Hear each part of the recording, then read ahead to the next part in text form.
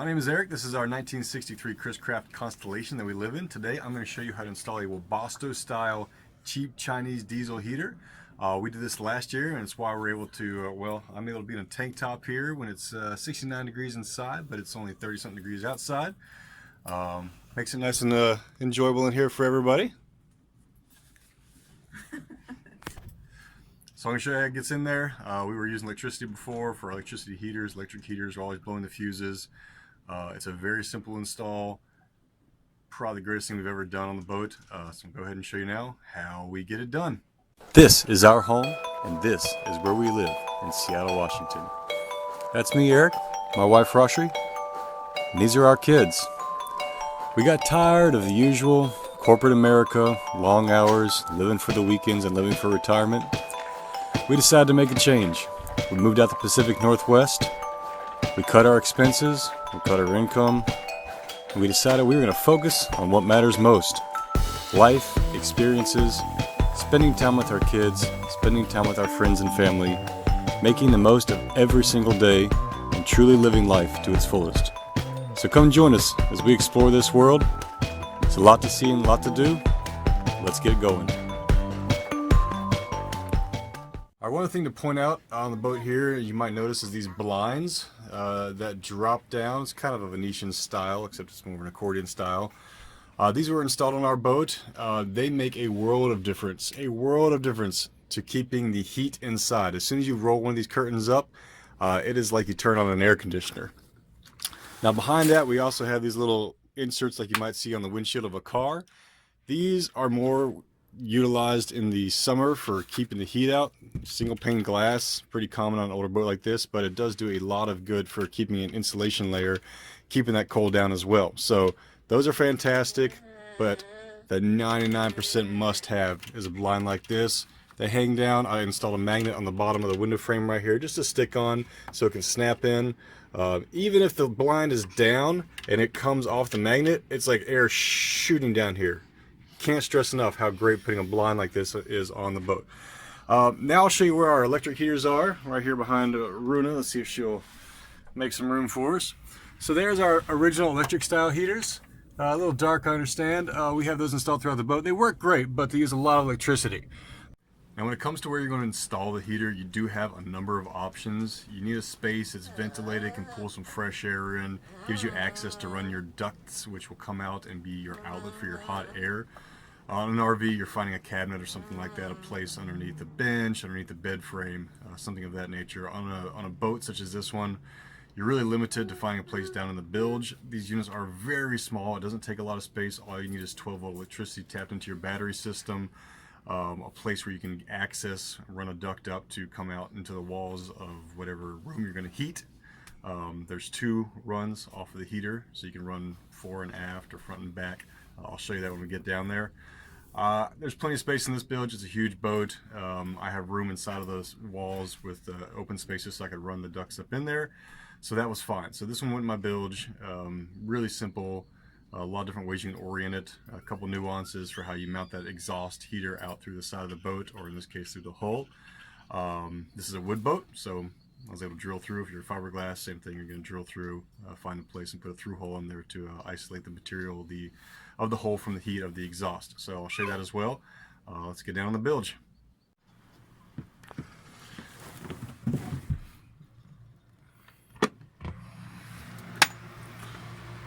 And here we go.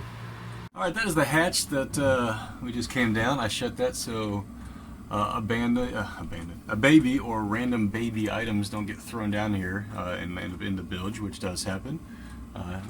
Fun fact, here's the original build plaque for the boat. So we are twin 454s. That is a new water heater installed last year. Also did a video on that, replacing the old big metal rusty tank.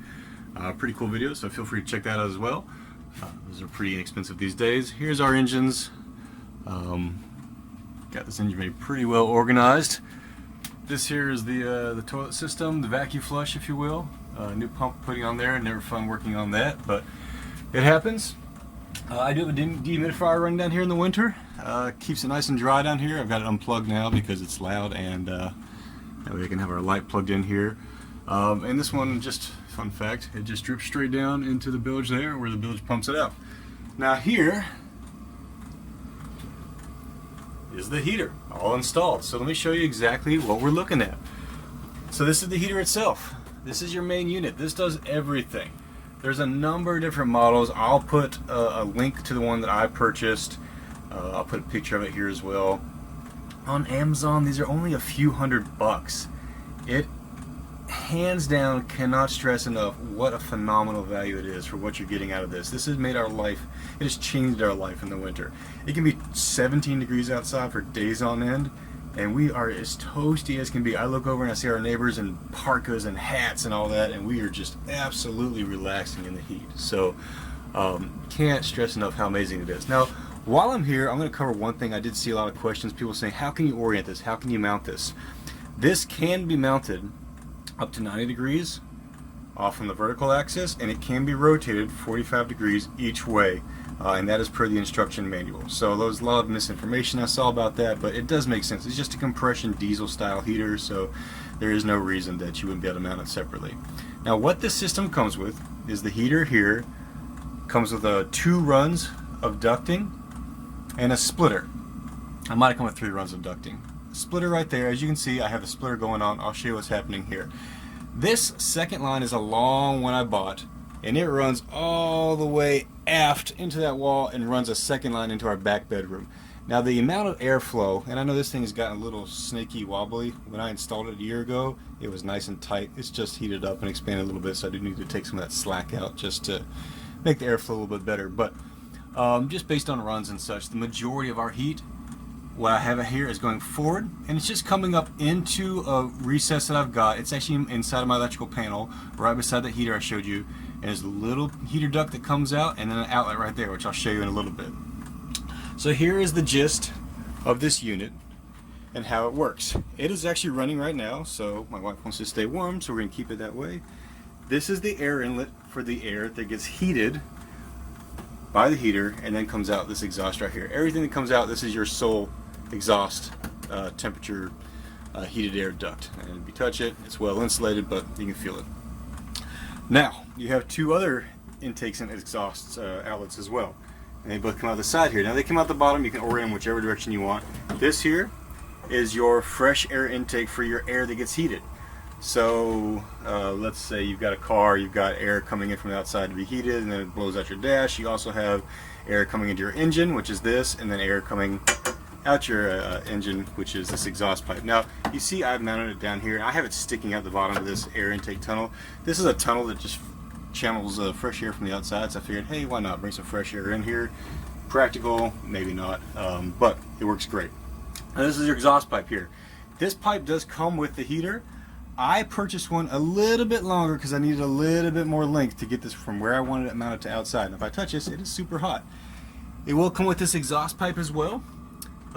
This muffler here. This muffler is designed, well, as a muffler to kind of muffle some of the sounds.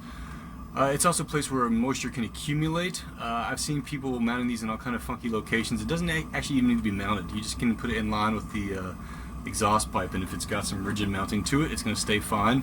If you notice the eye hole on the top, and then there's this little weep hole here on the bottom, right there, you want that to point down because that does allow moisture to come out.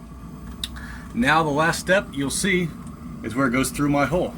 Now this through hole, and that's what anything that you put through your hole on the boat is called, is a through hole, is an exhaust specific through hole. That does not come with the kit. So you have to buy that. Again, it was inexpensive on Amazon, as were the rest of these parts. I'll throw some pictures up of them right here, as well as links in the bottom. Pretty simple. Obviously, whenever you drill through a bolt, it's always scary. Obviously, well above the water line, which is somewhere down right about here. This is an old exhaust port for a generator that used to be about where we're standing. It's not in here any longer. So make sure you get that and leave clearance for the lip of the flange. As you can see, I had to kind of chisel out a small part of the rib right here, well, not the rib, but the kind of batten down the side to allow that through hole to slot in. And there's 2 different styles of these, so make sure you get the style of through hole that matches up with the size of your exhaust pipe. Now the install is very, very simple. All you need is a positive line and a ground. Now I'm going to run these more effectively in the future, but you can see this is it. You have a positive and you have a ground. And then beyond that, you run a separate wire for your controller, which I'll show you, that powers the whole unit, allows you to check the temperature and such. And that's this wire right here. I have that running up through another little hole, as you can see right there. It runs up parallel to my ducting inside my electrical panel box and comes out. And I have it right there in the galley, between the galley and the salon, where we can monitor that temperature and put it in. Now it comes with a bracket to install it. You can see kind of how I've installed mine here. You can adapt and implement what you might need for yours. I left this bench here to illustrate. I have this nice bench which I took one side off of, not that one. Took one side off of, as you can see, and that became my support for the heater, and also this upside down leg here allowed these lines to run out, and that's what allowed me to get this thing almost 90 degrees flat, which was what I wanted. Again, like I said, it can be a little bit of an off angle, but that's great. Runs through there, got intake and exhaust pipes coming to the bottom of the heater. I think you can see that there. Pretty straightforward. Instruction manual, I mean, it's a crazy Chinese translation, but it's pretty straightforward, and obviously this video will help with the rest. Here's your electrical contactor, comes in here. You got your power, your ground, also has a signal wire in here that goes out to your fuel pump, which I will now show you. Now simply you run these power and ground, you tie into the ground of your boat. I run the power wire over and it comes in, and I currently have it tied in directly to a positive post of my battery, but I will be tying it into one of the junction blocks, both on the ground side and on the power side there at the bottom. And it has its own fuse in line. You can see it right here. It's a blade style fuse. This all comes with the kit. I think it's a little 20 amp, I believe. Now that's one great thing about these heaters, is that with our heater upstairs, they're pushing 1500 watts, about 12 amps per. We're on a 30 amp circuit here. Hopefully my finger's not in front of the camera. We're on a 30 amp circuit here, so we were constantly, you run 2 heaters and turn on anything else, a microwave, a water heater, anything like that, power trips. This is great because when it fires up, it's never using your 120 circuit. So you can run this whether or not you're out on the water, while you're plugged into shore power, it doesn't matter. It only goes off your house batteries. It uses about 6 to 7 amps at startup, and that's simply to fire up. It takes a lot of electricity to get that glow plug fired up, to get that diesel heat, the chamber hot enough to combust that diesel fuel. Once it's running, you're pushing 1 or 2 amps, and that's it. So in addition to world-class heat here, you're absolving yourself of all the electrical load that is going through the boat that prohibits you from using other items, and it takes so much of that current. One, saves you money, but it takes all that current off your connectors and such, those things that can overheat, cause fires and such. No point to stress your amperage load on your boat. This absolves that 100%. Now this fuel tank right here does come with it as well. Depending on which style you'll get, you'll see this. It is a diesel heater. We are a gas boat, so I have to pull the diesel in. I have to bring it in every 4 or 5 days, which is why the can is sitting right there. If you got a diesel boat, it's great. You're just going to plumb this fuel line in right here, just right into your fuel lines of the boat, and then you'll never have to worry about it. If your boat's got fuel, your heater has fuel. If you want to keep a separate tank, here's how it works. Pretty straightforward. You can see the screw holes in there. I've just mounted it into the post. Fill it up. It's red because I'm using off-road diesel. You're not using this for a vehicle, so you don't have to pay the tax on it, so you get the dyed diesel, off-road diesel. Just have to find a station which will sell that. Can't run this in your car, but it's great for something like this. Quite a bit cheaper, probably 60 cents a gallon or so. Now this fuel line, you might have to drill a hole. I think I had to on this one. I drilled a hole. Comes with a bib on the inside and outside. Comes with all these lines, little zip ties here as well. If you want to put clamps on it, it's fine, but there's not a lot of load on there. I put a little epoxy on this just to make sure. Now, coming down from here though, here's one interesting thing. Let's see if I can swing this around here. It comes down, and get these generator wires out of the way. This is where the generator used to be, I was mentioning. Here is your fuel filter and your fuel pump. See if I can get a good angle here. Now, these all come with the kit. Fuel filter first. You can see the fuel in there. It comes up to the fuel pump, and that's that clicking noise you hear right now. Now, depending on how much you have the heat turned on, this is just at kind of an idle speed right now, the heater is. If we turn it really up, this thing will get loud, blow a lot more air, and it'll blow a lot more fuel. You hear it start going click, click, click, click, click. You see the orientation I have it mounted at. If you see off of the 90-degree plane there, see the angle of the hull of the boat as it comes up? I have that fuel pump mounted at the same angle, you always want the outlet of your pump, this left side here, to be slightly angled up from where the fuel is, so that when it shuts off, your fuel is not draining out of the pump, it's draining back in to the fuel pump and to the fuel filter here. That way it's always staying primed. You're never getting air in there. You don't want the pump to be down. That way it might drain into the unit when it's not being used, which you don't want. So this helps keep the prime, helps keep the fuel loaded up in the fuel pump, and keeps fuel from essentially dumping out of your tank, theoretically, and coming into the pump itself. So short runs, it comes with feet and feet and feet and feet and feet of line. You don't need all of it. If you need it, feel free to use it. Depends on where you have to mount that tank. The line comes out there, it comes right into the bottom, right where your exhaust and intake and all that comes in. Right underneath there's a fuel line, and it comes into it really straightforward. You will have to bleed it. There's a bleeding cycle. There is a lot of hidden buttons and such that you can push on these heaters as far as making it work in the way you want. You can find videos of that, little sub screens you can find. You can change it from reading, the hertz of the fuel process or fuel pump processing to actually reading a Celsius temperature. And then there's a certain combination of buttons you can push, which will turn this into primer mode, if you will. So you can just turn and activate the fuel pump itself without the heater, and you'll be able to watch these bubbles come through. If you ever run out, you get too low, it happens to me. Obviously, I got to fill this up now before it gets too low. You'll get air in the system. You'll see the bubbles through here. Pretty straightforward.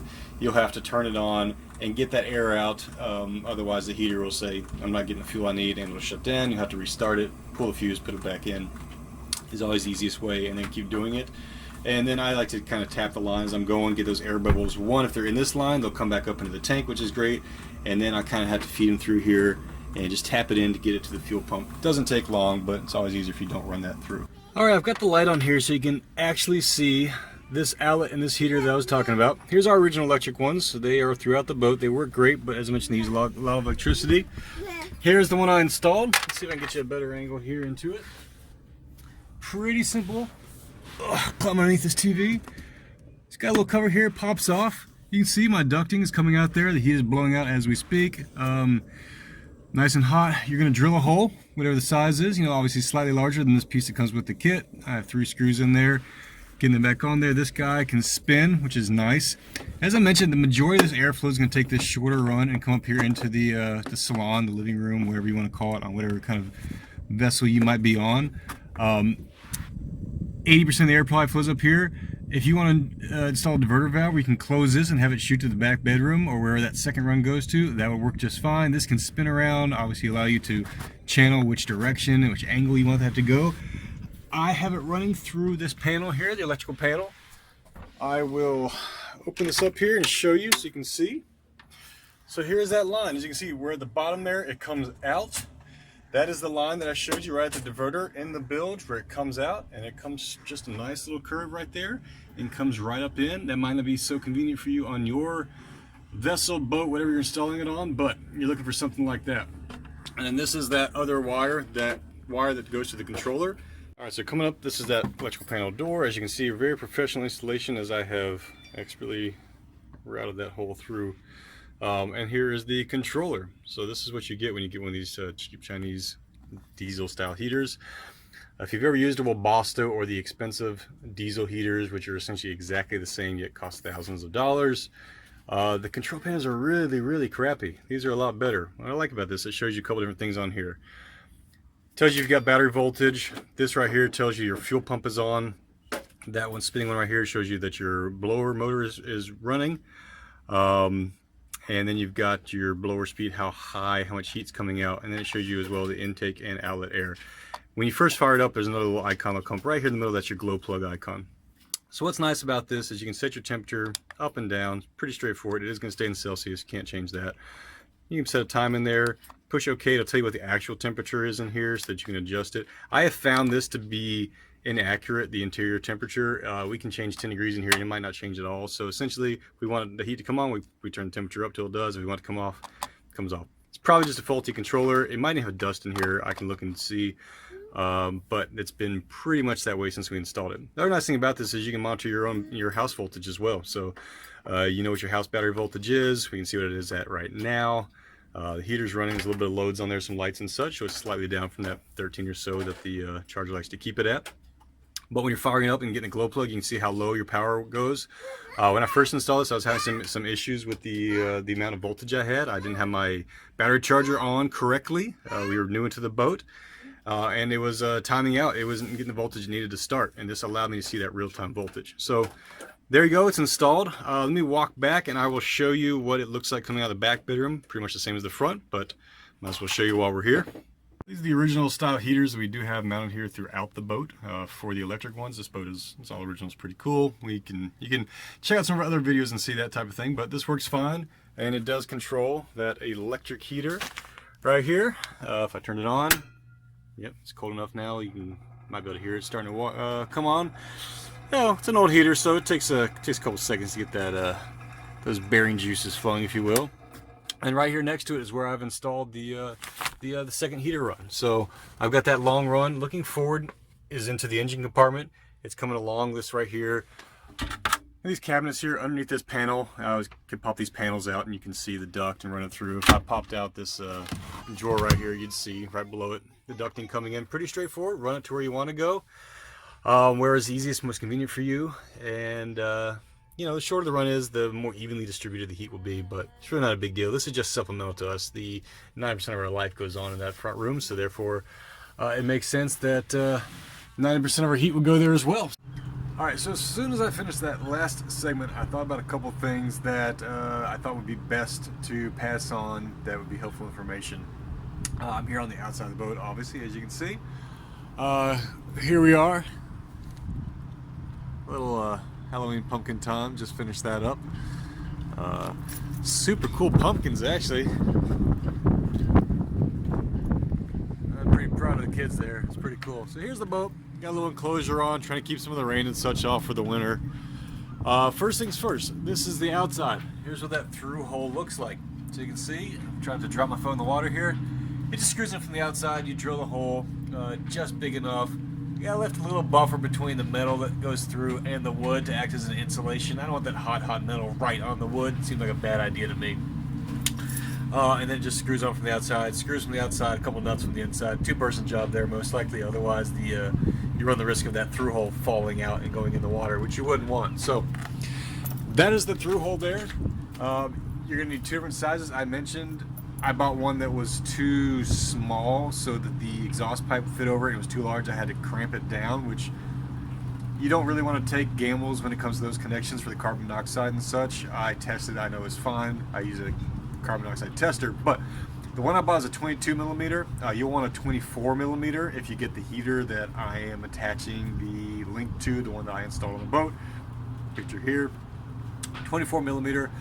I was also thinking about the actual heater itself. We went with the 8 kilowatt unit, which equals out to be about 27,000 BTUs based on somebody else's calculations. We wanted to make sure we're heating probably 400 square feet on a not very efficient boat, single pane glass, lots of circulating air through the bilge, etc. I want to make sure we weren't underheating the unit. We actually probably are overheating it sometimes, where if it's not super cold outside, if we turn the heat on, we turn it all the way down to well below where the thermostat is, this heater doesn't actually shut off. The pump always has to keep running. It has to keep injecting some diesel. So we often run the risk, or the reality that we have to shut the entire heater off because it gets too hot inside, even though we had a thermostat turned down. It's really not a big deal. We just turn it off, and when it gets too cold, we turn it back on. But unless you know you need 8 kilowatts, you can go with a 5 kilowatt size, a little bit smaller. It saves about 30 bucks or so. Same thing, same link. And that'll make sure that you don't overpower the needs that you need. Now, they also have an all-in-one unit, which is pretty cool. Same manufacturer, same Amazon link, where they package all the things that you saw me break down into a unit that has a carrying handle that you can still mount. The tanks inside, the heater, but the tank, the fuel pumps, and all of that. Remote control, which I didn't show you, but this also comes with the remote control as well. We never use it. The touchpad is fine. All of that right there on the unit, as you can see in the picture. Pretty cool. Same rough price. If you want to go that route, you know, you can do that. So I think that about covers it. Enjoyed making this video for you. If you have any questions at all, please let me know. Ask any questions. I had a lot of questions I couldn't really find answered, so please feel free to pass those on. I'll be able to be happy to answer them. So until next time, Good luck with it, and I am sure you'll be as happy as we are. Take care.